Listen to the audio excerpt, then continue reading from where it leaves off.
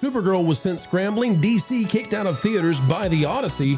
Now it's racing to streaming, trying to beat The Mandalorian Grogu, as well as He-Man Masters of the Universe. So, in what universe can these films still make money? A universe that apparently only Hollywood believes in. Today we'll tell you why they're singing a different tune. And now the critics want you to only see what's happening with the Odyssey, not the flops of summer.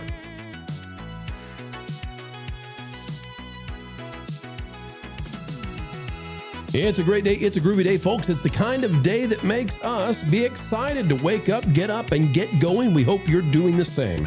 As we get going on this Monday, consider clicking the like button, share, subscribe, and you know what you can do? Click it and stick it to those algorithms. It's the notification bell. The race is on, ladies and gentlemen, to get the flops, the films that did badly this summer and made a bummer for their studios, to streaming as quickly as possible. Polygon has this to say by Sam Nelson. It says, when will Supergirl be available on streaming? Here's when the woman of tomorrow is landing in your living room. It says, chances are you have not seen Craig Gillespie's Supergirl in theaters. And if you have not, folks, you're better for it, I would say. The film about Superman's cousin accompanying a teenager on a quest for vengeance was a box office flop, despite having some bright moments like Millie's performance and Jason Momoa playing the bounty hunter Lobo. Listen, there wasn't much to like about it, I'll just tell you. So when is this thing going over there? Well, it says Warner Brothers typically waits a little over a month between theatrical and digital releases. Superman flew into theaters on July 9th, 2025. It was released digitally August 15th. Aquaman and the Lost Kingdom made its VOD debut January 23rd, 2024, after opening December 22nd, 2023. Supergirl premiered on June 26th, so that means it will probably land on VOD, PVOD as they call it sometimes, by the end of July. And that's what we're hearing now, folks, is that this is indeed coming out by the end of July. Well, guess what? Everybody is moving as fast as they can. This breaking with the last 24 hours, Masters of the Universe is trying to get ahead of this thing. Masters of the Universe is heading to Prime Video this week. Anthony D'Alessandro out of Deadline reporting this, says Amazon, MGM Studios, and Mattel's Masters of the Universe will be streaming on Prime Video this Wednesday, July 22nd. Now, we had heard that Supergirl was going July 28th. So the geniuses at Amazon said, wait a minute, we don't want the very few who might pay for Supergirl to spend their cash before we get to streaming, so we're going to send our flop over there. And lest you think that this is the only duo in town, Mike Snyder out of USA Today, The Mandalorian Grogu digital home video release date set. When's it coming out? Well, after about 2 months in theaters, The Mandalorian Grogu is ready for its digital release starting July 21st. Oh my gosh, all three. In fact, I got to say to Amazon, I don't know what they're doing here. Like, you're coming out the day after Mandalorian Grogu. Maybe come out the day before. I don't know, but it is kind of funny that the day after Mando hits, here comes Master of the Universe, and then Supergirl thereafter. Now, all of this is tremendously quick. All of these studios are trying to rush these into streaming as fast as they can. And the reason for that, and by the way, not to free streaming. They don't care about the free streaming. But the reason they're going to paid streaming, I believe, is because they know that they have to go quickly before any attention is lost. Like, all attention is gone, but if there is just a modicum of money to be made, it's now and never more. Robert, we've watched these franchises really fail. These were huge in the 80s. Of course, we're talking about Star Wars. We're talking about Supergirl. Really, we're talking about DC at large. And we're talking about Masters of the Universe. Mr. Lamb, as someone who wrote on the original He-Man cartoon, can you tell us what the heck has gone wrong with these franchises? What is Hollywood getting wrong that now they're scrambling to stick them on streaming because they can't even survive in theaters? Well, I think it has a lot to do with the whole master plan for dealing with their product. They're not keeping them in the theaters long enough, and people know that they're not going to be in the theaters very long. They're going to go right to streaming, so many people will just opt not to go. The prices have gone up steadily, and like you said, the price for IMAX has gone up to $25 a ticket. That makes it difficult for families, especially in these days when times are tight. So, you know, everybody has big TVs now, so it's not like in the old days you went to the theaters to see a movie on a big screen with great sound because you had a little TV set with bad sound at home.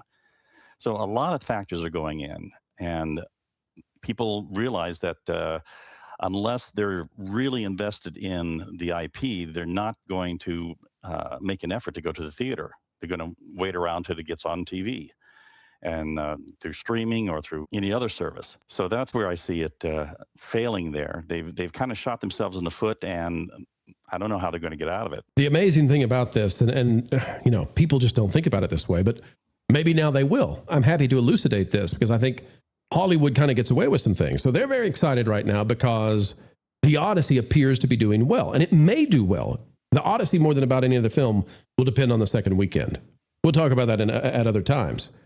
But the thing here is, Andy, when we watch the Odyssey do well and they get all excited, the Odyssey's not going to sell any toys. It has almost no impact with kids. Every franchise we're talking about right now, The Mandalorian and Grogu, Supergirl, Masters of the Universe, these films were not just films. These are movies that were supposed to spawn ecosystems of merch, of lunchboxes, of towels, of toys, of dollies, of action figures. And the problem is, Andy, not only did they fail at the box office, they failed to launch the entire purpose of their existence, which is hold on to retail space and be a force in the holiday season. Andy, what are your thoughts on where these franchises are, whether it's Star Wars, Motu, or DC, in terms of kids interacting with the toys? Well, that goes back to the whole idea of why a kid wants a toy, because they see something that's accessible to them. I don't see too many parents wanting to take their kid to the Supergirl movie because she's got a lot of bad habits there that they don't necessarily want their children emulating. She's not a heroic figure. She's not like the Helen Slater version where it was wholesome. You could take a look at this character and appreciate it. Plus, you know, girls play with toys differently than boys do. There's not too many boys that are going to go out there buying a Supergirl figure. They don't want the Supergirl figure. Yeah, they'll kind of take the Princess Leia along with it because it makes up the whole team. But you're not really like, they'll get Wonder Woman because she's a integral part of that holy trio of Superman, Batman, and Wonder Woman. The Mandalorian and Grogu, you're putting this TV if you wanted toy sales from something like you should make it more accessible, not just make it a Disney Plus exclusive. You know, farm it out to things like Netflix, or even like put some of these some episodes on like a broadcast television. They own ABC. They should put those things out there to appeal to a kid who makes them want to see this movie. But even the Mandalorian Grogu film, I don't know how well it did with children and how exciting it was to them to actually make them want to go and recreate some of that thing. You're involved with a big problem with the whole digital playtime where all the kids are going to games rather than actual tangible action figures and using their imaginations, which is a problem unto itself. But you have to make these things geared towards kids and what kids would like. And I wonder if there's anybody that's really like locking in on that anymore, because kids have certainly changed. They get a little bit more of a maturity now than they used to at an earlier age. So that window where they actually play with toys might be shrinking there. If they had a Supergirl who was having different hairstyles, and they put out like the doll's head that the girls could do, like the makeup and things like that on. And my daughter had things like that when she was growing up and absolutely loved it. And being able to interact with those things, they don't do the same kind of fantasy play that the boys do. And I think that's a real problem, just because if you're not cultivating that mindset in kids to have something you can actually play with and hold, then you're going to get less of it. So I think it's kind of would be smart business practice of them to try and make things that appeal to more than just the adult collector that wants to have a high-end collectible on the shelf. Well, I am so happy you talked about this, Andy, both on the side of, are toys still relevant? I don't think that many people are going to be buying Supergirl skins in Fortnite, right? And that's another option for what this merch looks like. But I'm reminded of what you're talking about. Supergirl is not a likable character for parents to buy the merch for the kids. I mean, Supergirl pees on screen, vomits on screen, and eats the whatever comes out the back end of a bug, an alien bug, but they say it's chocolate. I don't know. Robert, it's not every night we get somebody who has the kind of expertise you do in this sort of thing. Andy is bringing up the toy aspect. Can you walk us through when you were writing for Masters of the Universe originally? Like, what were the mandates that you were given in order to drive toy sales? What was the atmosphere like in terms of everybody knowing we can't break these rules, we have to do these things in order to get the action figures to sell? Because I can tell you, and I don't mean to make this question more complicated than it has to be, but like when it came to Playmates and the Ninja Turtles in the 90s, like every episode was designed, we got to sell this toy. So therefore, this toy is the subject of the episode. And I don't know how much it went into that area, but can you walk us through how important these franchises, how important the connection between the merchandise is? Well, yes, actually, we had a very unique relationship with Mattel. Lou Scheimer negotiated the contract not giving Mattel any script approval. And that was going on at the other studios. How unusual was that? Highly unusual. Hasbro had total script approval for G.I. Joe, for example. And they mandated that as many characters as possible had to be on the screen at any one time. And if G.I. Joe went from point A to point B, he had to use at least 3 vehicles.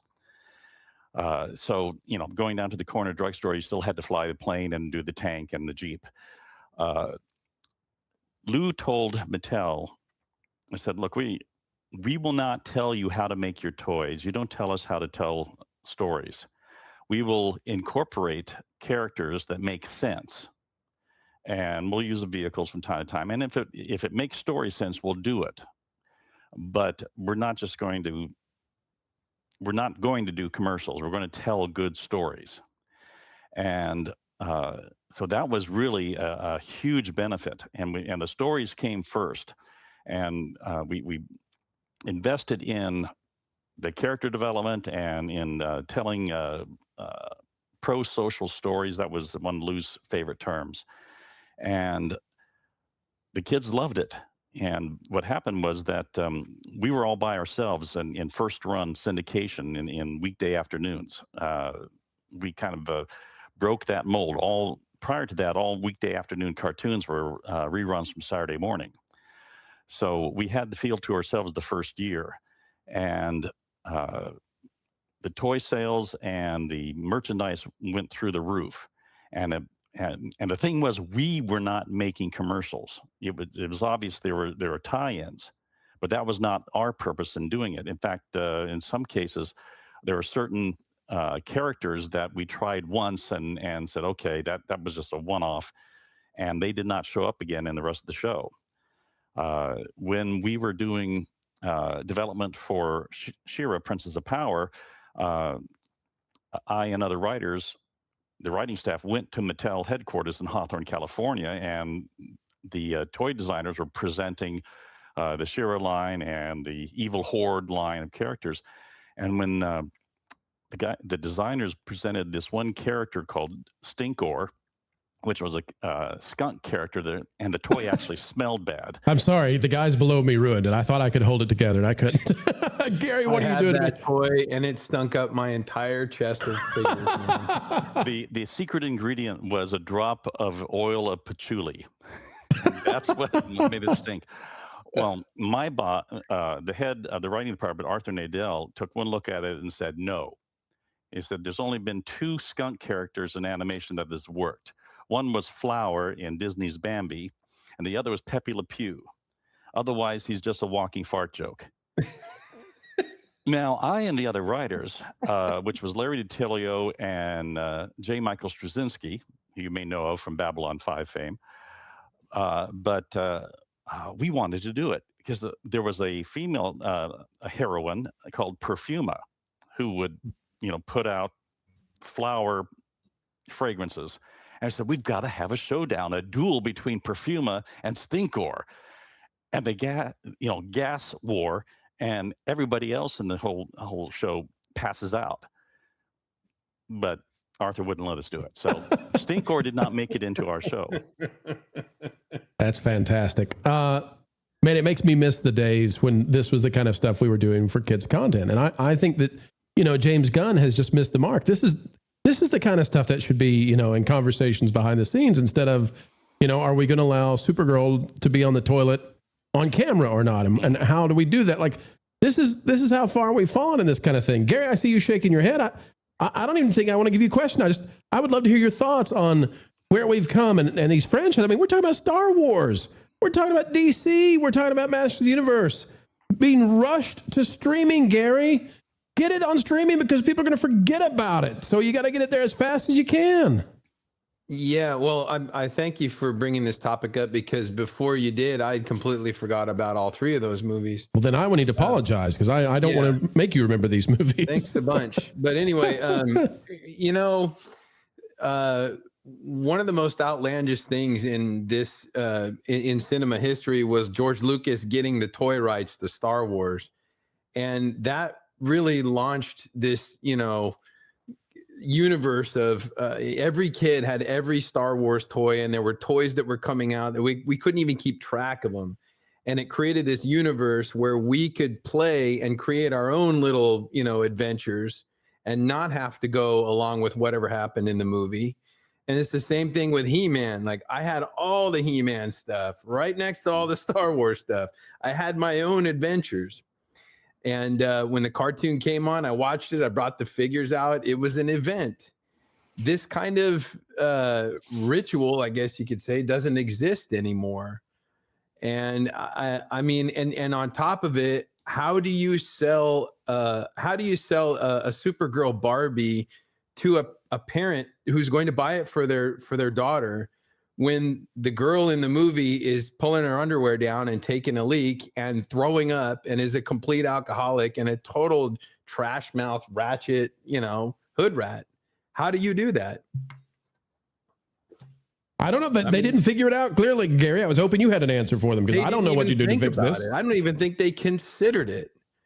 It's obvious that Supergirl is not intended for a family. It's not by any means. And what's it supposed to do if not sell lunchboxes? Mm-hmm. Yeah, if they did intend for it to be for a family, then that's another fail. That's a whole nother different level of fail. But even the original Supergirl still appealed to young girls and women. It was a role model that they could look up to. That was the same idea for She-Ra, was it not, Robert? Yes, indeed. I mean, you're not going to show She-Ra getting drunk, throwing up, and pulling her underwear off on the cartoon. That would be, rancid and disgusting. Let me interject here. Mattel came up with the He-Man line because this sort of thing happened to them. Originally, they had developed the Barbarian toys as licensed figures from Arnold Schwarzenegger's Conan the Barbarian. And they had done the designs and they were getting ready to go into production. And they attended the, preview screening, a studio screening of Conan, and were shocked that it was R-rated, violent, nudity, and all those kinds of things. And they said, we can't have our toys associated with this. So they backed out of the licensing, but they had all these designs that we got to do something with it. And so they developed He-Man and the rest of them, but they didn't have anything to attach it to. In 1981, we had a show called Black Star, which was kind of a barbarian sword and sorcery cartoon. And not a name, by the way, Robert, that we would be able to use for a show today, I would say. Well, another little bit of trivia. We designed him to be African-American. And doubly not going to work today, Robert. Just and CBS said, no, America is not ready for a black superhero. And not named Black Star. All right, go ahead. I'm sorry. I'll stop. So that's what it was. He was John Blackstar, to give him the whole name. Sure. At any rate, Gunther Wall, Ruby Spears had Thunder the Barbarian, and Mattel was looking at the two shows. They liked Blackstar better, which I'm glad, because that meant Filmation got to do He-Man. But that was the genesis of that, because of they didn't want to be connected with Conan the Barbarian because it was not right for their target audience of kids. Same thing with Supergirl. Robert, let me give you the final word on all this. You are such a special guest, and we want to thank you for being here. You've seen the recent Masters of the Universe movie, correct? Yes. And I know that you're not a guy who wants to slam anything. And just like us, we want to give praise and, we try to call balls and strikes. So to the degree that you can, what do you think they got right and wrong?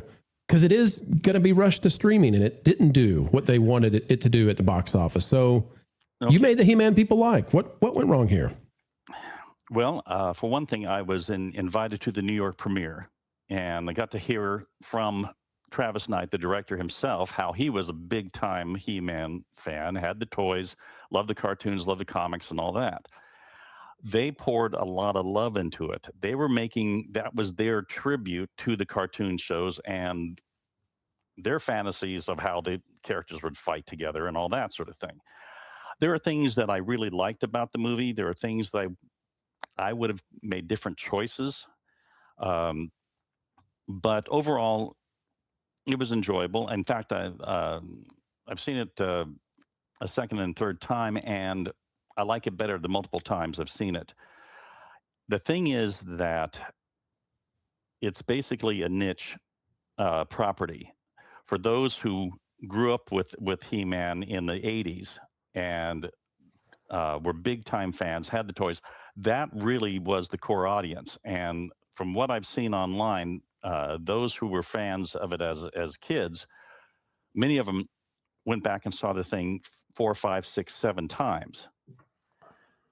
And in spite of that, it still didn't make the money it needed to at the box office. I had a friend who took his wife to see it, and his wife had no prior knowledge. He loved the movie. She couldn't understand what the heck was going on. It didn't make any sense to her. So I think that's where they miscalculated. They made a film for the fans and succeeded at that, but the fans weren't enough. There wasn't enough of those fans to make it a mega blockbuster. Well, let me ask you this, because I don't disagree with anything you're saying. I think whoever was in marketing misrepresented what was in this film and killed all interest in the film. And I think that's a real shame. Did you have the same thought on that? Maybe. And I don't want to put you in a position where you have to disparage people that you don't know. I don't want to put anybody in that spot. Well, the first trailer, I had some reservations, but there were some things I thought looked good. The second trailer answered some of those questions, and their marketing was to the fan groups. That was they weren't marketing to the general audience. I think that was the major mistake. A lot of the responses that I saw online from He-Man fans were generally positive during, or cautious optimism, I'll say it that way, during the marketing period. But people who didn't know anything about who were not connected with toys, younger people, for example, they just, it didn't have any appeal to them.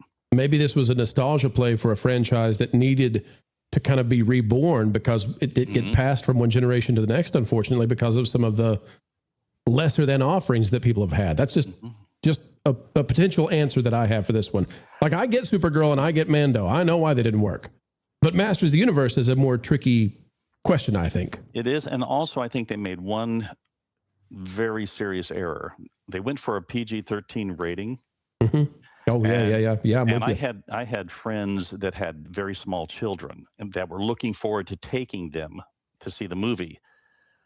But I said, I wouldn't take any child under 10 unless they, because there's some really violent scenes in there for young kids. And there's some languages and jokes and innuendos, which depending upon the people might find inappropriate. And I advise them to go see it first and then decide whether it's appropriate for your child. No, that's a heck of a point. That is a great point, because if He-Man is not for 7-year-olds, what are we doing? Right? Exactly. Yeah. That's a great point. I thought 11 years and up, sure, no problem. And same thing with Supergirl. If Supergirl's not for 7-year-olds and 8-year-olds, what's it for? And the same thing again with Mando, because Mando has some stuff in it that made it difficult for little kids to watch. It's like This is Star Wars. You got a baby Muppet running around in this thing.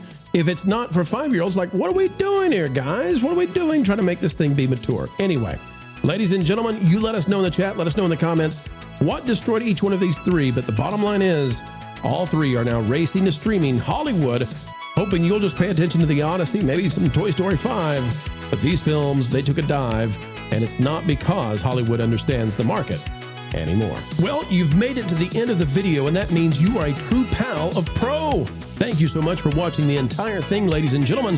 And we ask that you consider clicking that like button. Drop a comment down below. Let us know your thoughts. And remember, folks, we've got more content yet on the way. The drive-bys can't handle what we have to say. But we never stop, not for a minute, because we want to win it for you. Until the next time, keep learning, keep growing, and as always, keep having fun.